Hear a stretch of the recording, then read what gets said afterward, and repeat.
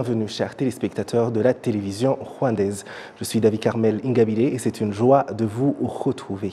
Je vous le disais en titre, le président de la République Paul Kagame, qui se trouve à Dubaï, aux Émirats arabes unis, a rejoint ce matin l'hôte du sommet de la COP 28, la conférence des Nations unies sur le climat, cher Mohamed Ben Zayed Al Nahyan, le président des Émirats arabes unis, avec d'autres hautes personnalités telles le secrétaire général des Nations unies, Antonio Guterres, ainsi que d'autres dirigeants mondiaux pour la cérémonie d'ouverture de la conférence des Nations unies sur le changement climatique. Plus de 60 000 délégués sont attendus à la COP 28, qui doit permettre de vérifier la réalité sur le chemin parcouru par le monde dans la lutte contre la crise climatique et sur l'ampleur de la nécessité d'un changement de cap depuis l'adoption de l'accord de Paris sur le climat lors de la COP 21 en 2015.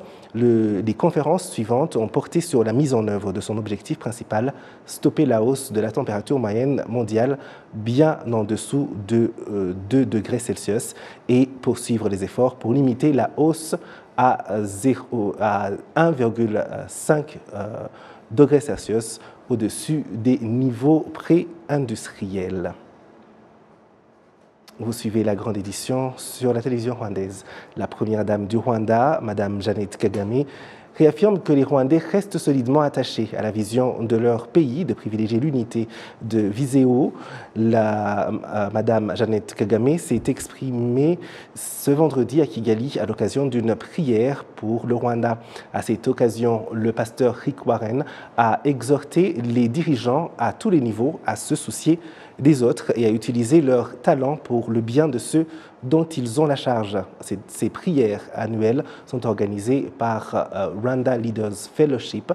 Dr Bilahira William de cette organisation revient ici sur la spécificité du rassemblement de cette année. Aujourd'hui, nous avons été ensemble avec l'ami du Rwanda, Pasteur Rick Warren, qui a été un ami formidable pour le pays du Rwanda. Et il nous a amené aussi Pasteur Andy. Et nous avons eu l'honneur de recevoir les visiteurs, Madame First Lady. Nous avons été ensemble avec les sponsors du Rwanda Leaders Fellowship, les dirigeants de ce pays. Nous sommes venus ensemble pour partager, puis pour se rappeler que ce que nous faisons, ça doit marcher avec nos émotions, avec notre vie quotidienne. Pour qu'un jour, si nous nous retrouvons au ciel, bien sûr, nous allons nous retrouver au ciel. Ce que nos fortunes a fait, et que nos âmes doivent être prêtes pour retrouver notre Créateur, notre Dieu. Et aussi se rappeler que notre passé, Dieu a été avec nous et aujourd'hui nous remercions le Seigneur et notre futur doit être fondé sur les bases de la parole de Dieu. Le Rwanda sera l'hôte des légendes du football mondial au mois de septembre 2024. C'est une compétition d'envergure internationale, le championnat du monde des clubs vétérans. Cet événement sportif réunira des légendes du football de tous les continents qui participeront à un tournoi mettant en lumière l'engagement social et la passion du sport. Cet événement majeur mettra en avant la passion du sport et l'engagement social, notamment à travers des matchs et forums. La compétition promet d'avoir un impact significatif sur le tourisme au Rwanda, attirant les visiteurs du monde entier et en offrant une occasion unique de découvrir les attraits exceptionnels du pays. Outre le tournoi principal, plusieurs activités autour du ballon rond seront également organisées. Et nous accueillons sur notre plateau Fred Sioé du Veteran Clubs World Championships pour nous donner plus de détails sur cette Coupe du Monde des vétérans qui arrive sur Kigali donc en septembre 2024. Bienvenue.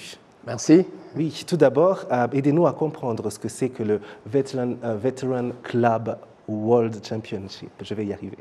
Oui, l'acronyme est en anglais. VCWC, en fait, c'est la première plateforme au monde qui met ensemble les légendes du football pour parler du développement. En fait, ils ne viennent pas que pour jouer au football. Le football, c'est juste 20%, mais c'est pour impacter la société, passer le témoin, pouvoir donner des messages de paix, parce que nous parlons beaucoup aujourd'hui d'instabilité dans le monde, voir comment, ensemble, les légendes, la société civile, peuvent créer des dynamiques pour avoir une meilleure société. Donc c'est ça, en fait, cette plateforme aujourd'hui qui a décidé d'organiser sa première édition au Rwanda. Alors justement, cette première édition, elle arrive en septembre 2024. Et la question qu'on se pose, c'est pourquoi le Rwanda comme pays hôte pour cette toute première édition? En fait, c'est une question à laquelle je suis très habitué. Il faut dire que le Rwanda, c'est un pays particulier parce que c'est une dynamique aujourd'hui africaine de par son leadership, de par la qualité des infrastructures, de par la sécurité du pays. Le pays est propre, il a une sécurité qui ne dit plus son nom et nous sommes fiers de pouvoir amener le monde aujourd'hui sur un pays en Afrique qui démontre que aussi l'Afrique peut compter désormais dans le Conseil des Nations. Donc la décision du Rwanda a été vite faite, surtout que les Rwandais et les Rwandaises ont bien accueilli le projet et nous sommes contents d'être au Rwanda. Oui. Alors, des légendes du football comme Ronaldinho ou encore Edmilson ont déjà été annoncés comme participants à la première édition. Ce sera en septembre donc. Quelle a été la réaction de ces différents sportifs que vous avez approchés pour ce projet? Il faut dire qu'au départ, quand nous avons commencé, nous avons approché certains sportifs que nous connaissions. Il n'y avait pas tous ces grands noms, comme on appelle. On avait des grands noms, naturellement, qui ont accepté de nous accompagner, mais surtout africaines. Mais à un moment, on s'est bien rendu compte que la plateforme servirait à tous les grands footballeurs du monde. Donc, lorsqu'on présente le projet, le concept, avec tout ce qui va avec, comme je parlais des forums sur l'éducation, sur la paix et autres, toutes les légendes se sentent concernées parce qu'elles veulent donner aussi de ce qu'elles ont reçu. Hier, Edmilson a fait des témoignages lors de l'événement que nous avons eu de révélation des 30 premiers noms. Donc aujourd'hui, il y a un enthousiasme auprès des légendes qui sont contents de venir au Rwanda, de venir fêter avec les Rwandais, surtout que l'année prochaine sera une année particulière pour le pays. C'est 30 ans de cette libération. Donc nous allons, avec les légendes, impacter et montrer aussi que ce pays, désormais, compte dans le Conseil des Nations. Oui, en tout cas, c'est un projet très intéressant et d'ici donc septembre, à quoi déjà nous attendre? Est-ce qu'il y a des activités qui arrivent pour ceux qui veulent être au cœur de l'action, participer au match, etc. Est-ce qu'il y a des détails que vous pouvez déjà nous donner ou il faudra attendre encore un peu? En fait, il y a des détails qu'on peut vous donner. Hier, en fait, c'était une cérémonie aussi, en dehors de la présentation des 30 premières légendes, c'était aussi l'officialisation de la vente des tickets. Oui. Vous savez, le stade Amahoro l'année prochaine sera terminé, un stade de 45 000 places. Nous comptons le remplir avec tous les Rwandais et les Rwandaises. Donc c'est pour ça que hier, nous avons officiellement lancé le ticketing. Donc pour tous ceux qui sont intéressés, désormais, ils peuvent aller vers la page vcwc.network pour payer un ticket. Le ticket, il coûte, on a des tickets de $9. Les tickets coûtent de $9 à X montant parce qu'on voudrait effectivement que ce soit festif, que tous les Rwandais et Rwandaises s'approprient. Nous allons faire une tournée mondiale l'année prochaine, une tournée nationale, pardon, où nous allons aller partout dans le pays pour parler du projet, pour mobiliser les Rwandais et les Rwandaises partout où ils se trouvent. Donc en février, nous serons à Abidjan. On a un événement le 9 février en Côte d'Ivoire où nous allons présenter encore une liste de légendes. On va présenter 100 noms, 100 nouvelles légendes qui ont rejoint le projet. Donc il y a plusieurs activités comme ça jusqu'à arriver à l'année prochaine du 1er au 10 septembre. Merci beaucoup Fred Sioé de nous avoir accordé de votre temps. C'est moi qui vous remercie et puis bon vent. Et j'espère vite avoir aussi la RBA comme partenaire. Absolument. Oui, donc nous parlions de cette Coupe du Monde des vétérans qui arrive en septembre 2024. La grande édition continue sur Rwanda TV. Des professionnels des médias déplorent la violence basée sur le genre, qui est l'un des principaux handicaps à l'augmentation des femmes dans les médias. Cette indication est faite à Kigali, où on achève ce vendredi une conférence de 2 jours à l'intention des femmes intervenant dans les médias. Les professionnels des médias ainsi que les activistes des droits de la personne sont d'avis que ces stratégies adéquates doivent être adoptées sans délai afin de lever tous les obstacles qui empêchent aux femmes de jouir de leurs droits, comme l'indique cette journaliste marocaine. Les médias ont un impact avéré sur les perceptions et sur les comportements. On n'a pas encore inventé autre chose aussi que les médias pour assurer le bon fonctionnement de nos démocraties, pour être un acteur de changement social. Mais il y a un mais, et c'est cela qui est important, les médias peuvent aussi être partie du problème. Et c'est bien pour ça que notre vigilance publique est importante, parce que les médias peuvent participer à la perpétuation des stéréotypes et à travers des traitements biaisés, ils peuvent être aussi instrumentalisés par des mouvements régressifs, misogynes, sexistes. Et les médias peuvent aussi, par manque de vigilance, contribuer à la légitimisation et à la minimisation et à la banalisation des violences faites aux femmes. Sur les chiffres donnés, je ne vais pas répéter ce qui a été dit, mais nous sommes encore en situation de prévalence de la violence de genre. Au niveau mondial, ce qui est important à signaler, au-delà des chiffres qui ont été donnés tout à l'heure, c'est que la violence contre les femmes et les filles est la violation la plus courante parmi les violences des droits de l'homme, des droits humains. C'est quand même quelque chose que cette violence dont les femmes sont victimes est la première forme de violence dans le monde entier. 35% de femmes, c'est-à-dire 1 sur 3, ont été exposées à des violences physiques et sexuelles de la part de leur partenaire intime ou de quelqu'un d'autre au cours de leur vie. C'est-à-dire, ça c'est les chiffres de l'Organisation mondiale de la santé, c'est-à-dire le destin des femmes continue à être impacté par cette violence. J'ai bien insisté pour dire leur partenaire intime, parce que la sphère domestique, qui est mise sous silence parfois, c'est la première sphère où ces violences sont commises dans une omerta, parfois culturelle.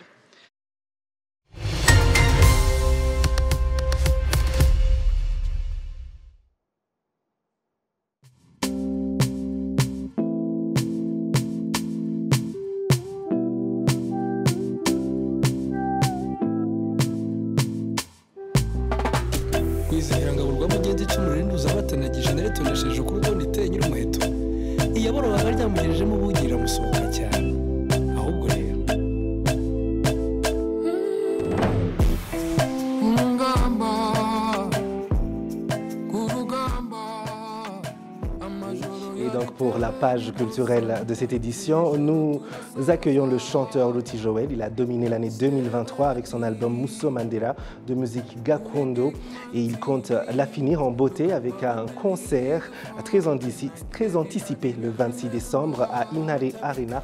Bienvenue à la grande édition. Merci beaucoup, David. Oui, alors Lumata wa Musso Mandela, je ne sais pas si j'ai bien prononcé, c'est le nom de votre prochain concert ce 26 décembre, donc à Inare Arena. À quoi nous attendre? Donc, une expérience qui est vraiment, donc, je dirais, très cool et culture aussi. Donc, une expérience inoubliable d'un jeune qui fait la musique rwandaise. La musique rwandaise. Ah ouais. Oui, parce que vous avez ce style qui est vraiment à cheval entre le contemporain et le gakondo, qui est le traditionnel rwandais. Ah ouais. Donc, on a hâte de voir ce que ça fait sur scène.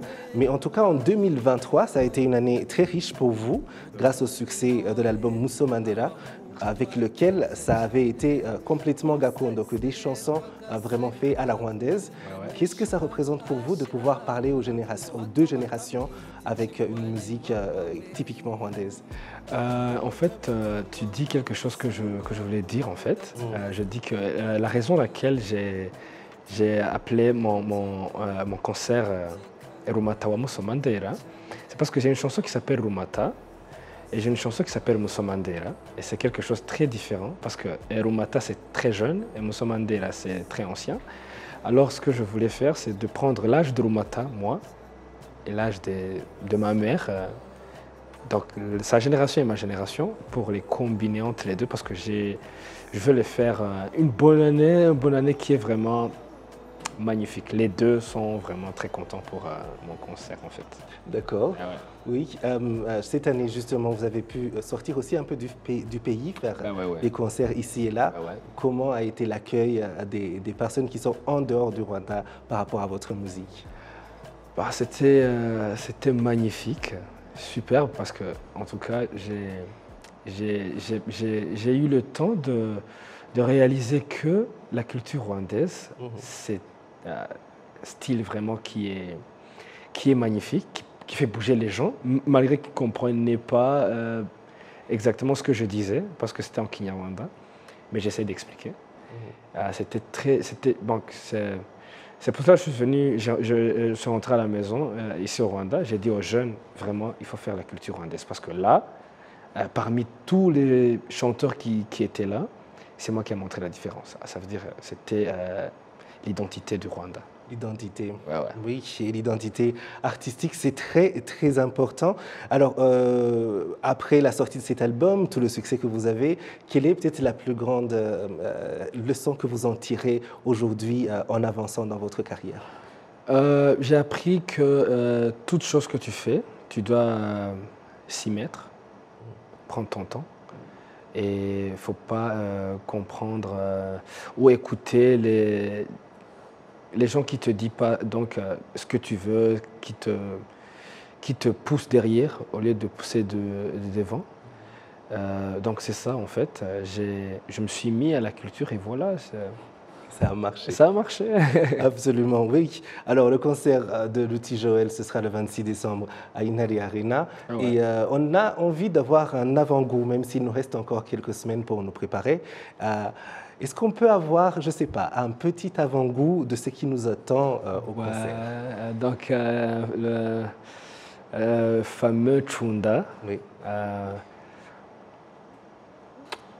Mutambarungu ruhanga rutatsuruhani kuwanziga aho wiriwe nawe ugerero ngugira abana gira amata namurabutswe kabiri agenda idoro mwizu uhore wao kuruhimbi. Oui, donc merci beaucoup Joël. Merci.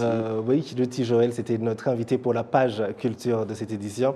Et comme vous l'avez entendu, il sera en concert le 26 décembre à Inari Arena. La grande édition continue. La Cour d'assises de Bruxelles doit clôturer lundi l'audition des témoins dans l'affaire Séraphin Twairwa et Pierre Bassabossé, poursuivis pour crimes de génocide contre les Tutsis au Rwanda en 1994, avant les conclusions du ministère public, des parties civiles et de l'accusation. Maître André Martin Kalongozi revient ici sur les grands moments qui ont marqué des procès jusqu'à maintenant. Il y a la cour, mais il y a le jury, qui est la cour proprement dit, les avocats des parties civiles, les avocats de la défense, le ministère public, représenté par le procureur du roi. Qu'est-ce que vous avez constaté donc durant cette période écoulée? C'était un procès spécial. Déjà, ce n'est pas tous les jours qu'on met ensemble deux accusés. Nous avons eu affaire à deux accusés. La mauvaise surprise, c'est qu'un des accusés a un problème de santé mentale. Et donc ça, c'est la première fois, en tout cas en Belgique, que ça se passe. Autre chose, la stratégie de la défense des accusés est, je vais dire, nous déstabilise dans le sens où on est éloigné quelque part du débat qu'on devait avoir. Vous avez entendu que un des avocats remet en question la réalité du génocide, c'est-à-dire pour lui, il y a eu 4 génocides, c'est tout nouveau. Je n'ai jamais entendu d'autres avocats dans d'autres procès, côté défense, avancer de tels arguments. Mais voilà, il a fait le choix. Et alors, autre chose, c'est que systématiquement, on nous renvoie, voilà, ce qui se passe après le génocide, voilà ce que fait le FPR, le régime actuel. Ce n'est pas le débat, on ne peut pas justifier ce qui s'est passé en 1994. On ne peut pas justifier ce qui s'est fait par rapport à ce qui serait en train d'être fait après. Mais donc, c'est les choix qu'ils ont faits. Nous, on va se concentrer côté partie civile sur les faits. Et c'est très étoffé. Il y a vraiment beaucoup de choses dont on a parlé par rapport à ce qui s'est passé à Gikondo en 1994. Mais l'autre élément qui ne venait pas dans d'autres procès, c'est que on va aussi examiner les faits commis avant le génocide en février 1994 autour de l'assassinat du président de la CEDER, Bukiana Martin.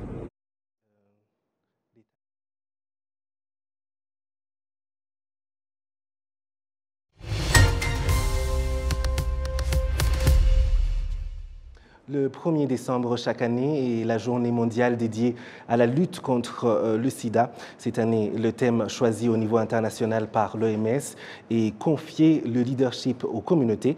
Ici au Rwanda, le thème national est toutes les voix comptent. Nous sommes rejoints sur ce plateau par Sœur Marie-Josée Malivori de Rwanda Biomedical Center ou RBC. Merci de participer à cette grande édition. Merci beaucoup. Oui, et la première question sur laquelle on aimerait que vous interveniez, c'est l'état de la gestion des personnes vivant avec le VIH-Sida ici au Rwanda en termes d'accès aux médicaments et autres soins. Depuis 2016, tout le monde est traité et testé. Et quand il est testé, donc tout le monde qui a le VIH, il est testé, il est traité. Oui. Il y a les médicaments qui sont dans les centres de santé. Il y a la communauté qui est impliquée, qui suit les patients avec le VIH. Et tout le monde a accès pour le moment. Donc c'est l'accès universel pour tous oui, ceux qui en ont besoin. Oui, c'est universel. Oui. Oui.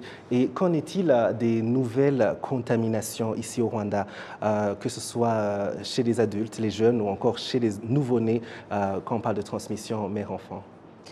Les nouvelles infections, ce n'est pas beaucoup. Chez les enfants, il y a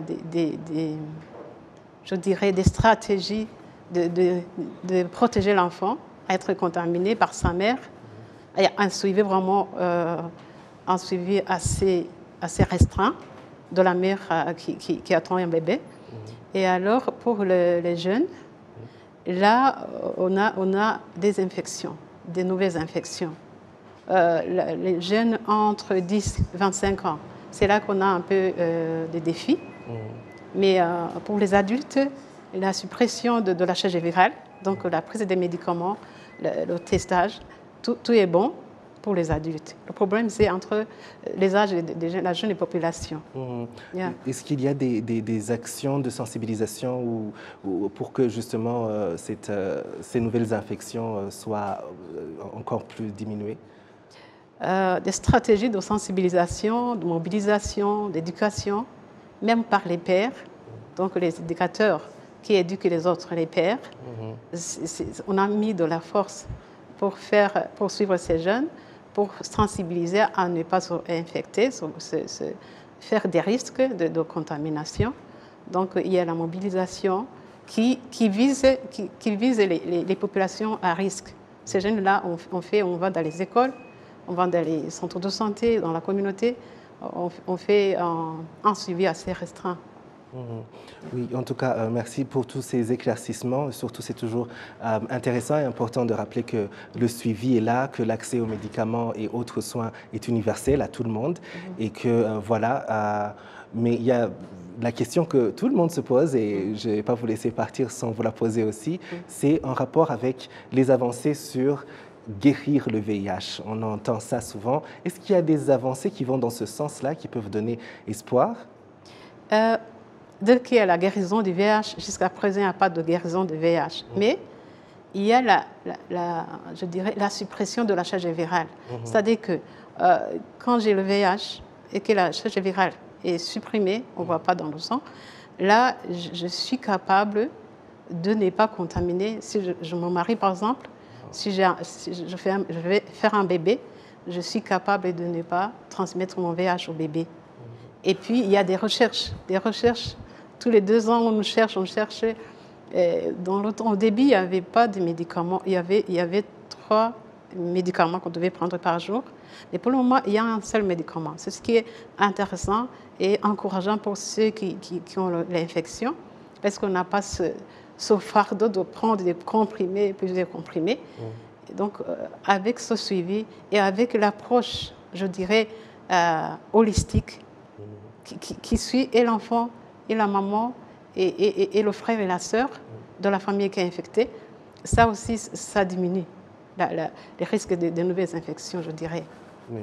Merci beaucoup, sœur Marie-Josée Malivouli, de nous avoir accordé de votre temps. Je vous remercie aussi. Oui. Et voilà, nous arrivons à la fin de cette grande édition.